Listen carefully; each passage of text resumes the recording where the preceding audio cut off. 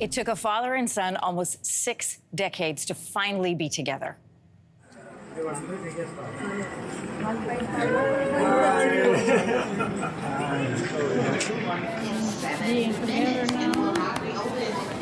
been a long time, eh? 57 years? 57 years, yeah. 57 years if you missed that. That was the moment when they first hugged. For most of his life, Michael Anderberg never knew who his father was. And after decades of searching, Michael gave up on the dream of finding his dad. And then a Christmas gift from his daughter led to that dream becoming a reality.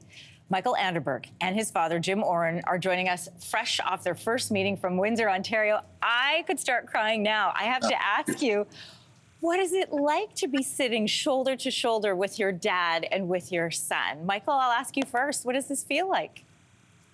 Yeah, I think I'm still in some kind of shock. It's a miracle. I'm living a dream, actually. So it starts to sink in a little bit, but it's still, I can't believe it. It's unbelievable.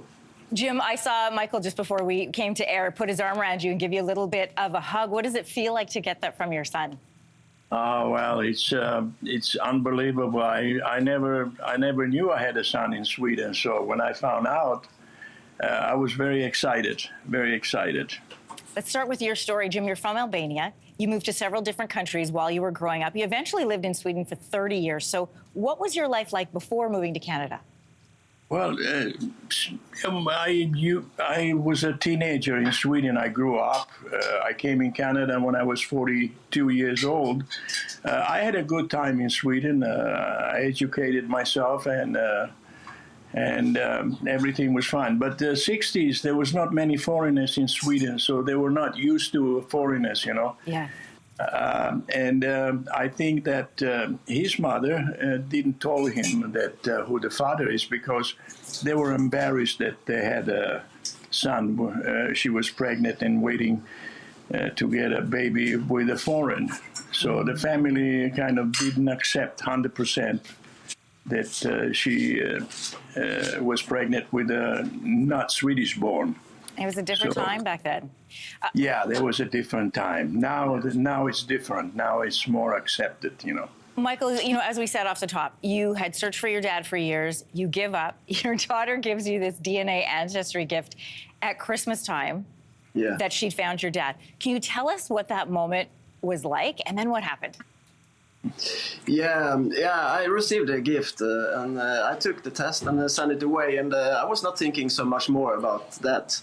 And then I received the answer, and I still don't get what it means. But I have a cousin, and on that way they get a hit. And my cousin contacted my half-brother in Los Angeles.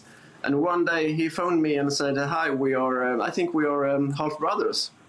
Wow. And then after that, he said he would phone my dad and asked if he wanted to talk with me. And that was some days of nervous waiting for if he want to meet me or how he should react. You guys have physically found each other, but emotionally, what does it mean to find each other? What feels more completed in both of you? Yeah, I think this... First of all, when I looking on pictures when Dad was young, it's like looking on myself. We were so look-alike, so it feels like. But you know, there's something you can't explain. There is some in common things that you can't put words on, and it's just a feeling that we are belonging from the beginning and to now. So it's a miracle. It's fantastic. You guys have some time together, and you're going to be spending time in Windsor, I understand, together. What's first on the list? What are you going to do?